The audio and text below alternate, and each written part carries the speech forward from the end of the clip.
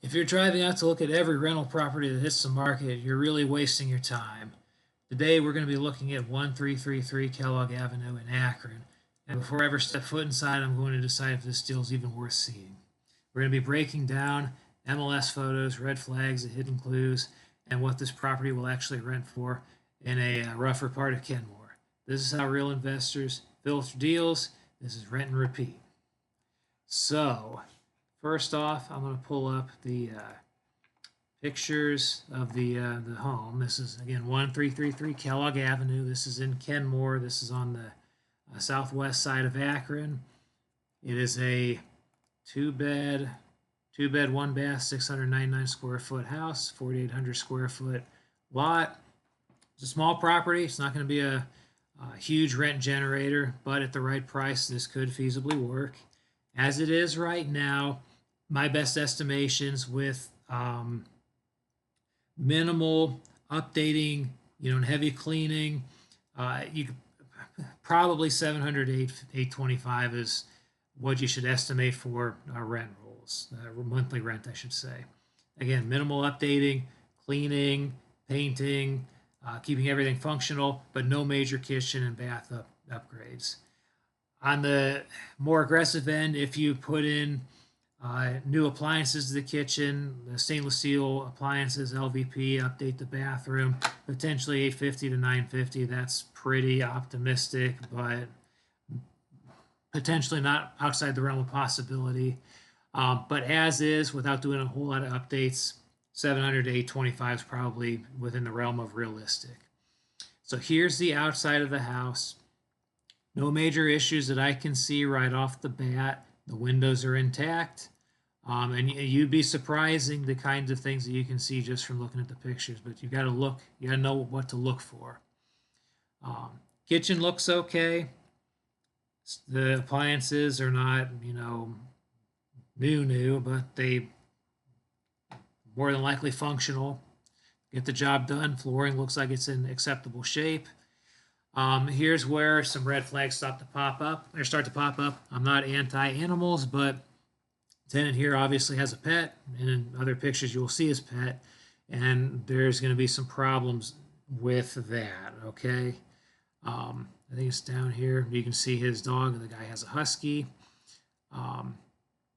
But you want to be careful about tenant-owned or homes with tenants in them with animals, making sure that the animals aren't destroying the carpet, scratching up the doors, etc. Because going in, if it's as simple as cleaning the carpet with a rug doctor, that's a much different issue. But if you have to get into replacing carpet, replacing flooring, and all that, they can run into some expenses right off the bat. The other thing I'm seeing, it's a little harder to see, but right here, there's some patchwork done to the wall. And over here too, some patchwork, and right over here too. So this is a house that I did actually walk through about maybe a month and a half ago. The tenant here was like, he's got this pistol target right here taped to the wall. He was throwing darts at it, and obviously elsewhere. The wall's all beat up. It's sort of kind of patched up, but that's going to need sanded down. That's going to need painted in order to, make it presentable to get any type of quality tenant in there. Bigger issue with the house though is animal mess. When it doesn't, you can't see it in the pictures because the pictures are strategically taken to keep the messes out of the picture. But in the corner over here and in the corner over there were huge piles of dog manure. Okay, there's evidence that the dog had peed on the carpet. The place smelled bad. So at a bare minimum, the carpet's going to need to be very, very, very thoroughly cleaned. Worst case scenario, potentially replaced. It wasn't bad enough that I think that going over the carpet maybe a few times with a rug doctor and maybe putting some of that Arm & Hammer material to freshen up the carpet couldn't do the trick, but it's going to need a thorough cleaning. The bathroom looked okay. It was very messy, and obviously the blinds are messed up, but those are pretty inexpensive repairs. One thing I will say, the camera angle you want to pay attention to, it's not showcasing the whole entire bathroom, and so you want to clue into things like that. It's not showing the tub, it's only showing portions of the room, and is there any reason for that? Is there any hidden defects?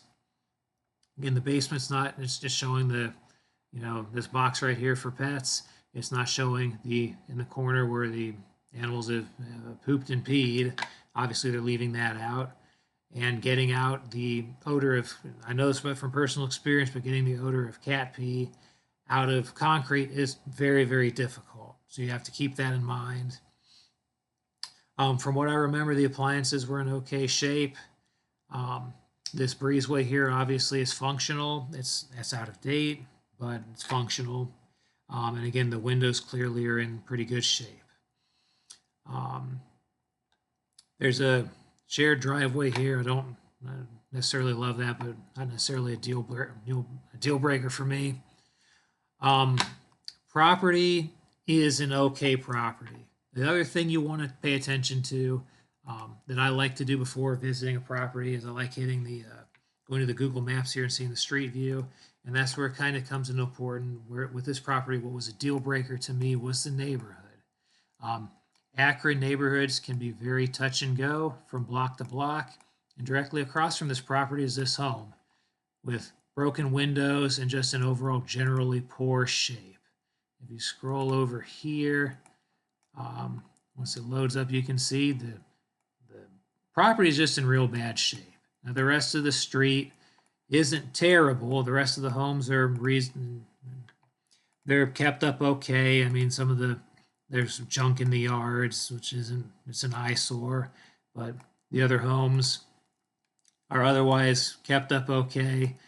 One thing I initially liked about this property was it's kind of dead ends right here, so it should be a quieter street, not very busy. But a big eyesore is going to be this dilapidated house literally right across the street. That was ultimately what was the deal breaker for me. The property was cheap. You can't argue with that. The price was right, but there's going to be a rent cap there. The property is not going to be a huge rent haul month to month because it's 699 square feet and it's only 2 bedrooms. You got to keep all this in mind, the sum total of the equation. Not the best neighborhood, rent cap. I don't know that I didn't make any offers, but I was not convinced that there was much more room downward to go in terms of negotiations based on what my real estate agent had relayed from her communication with the agent representing the seller. I just think there's better deals out there, so I will let this one go. So if you like this content, like and subscribe, comment if there's anything else you'd like to talk about. But that's just been my experience, what to look for. Ahead of time, look through online. That doesn't cost you any money. It doesn't. It helps to avoid any type of wasted ventures. I've gone to plenty of homes in my experience where you walk in the front door and you notice immediately this is going to be a waste of time. Do your homework up front so you can avoid that.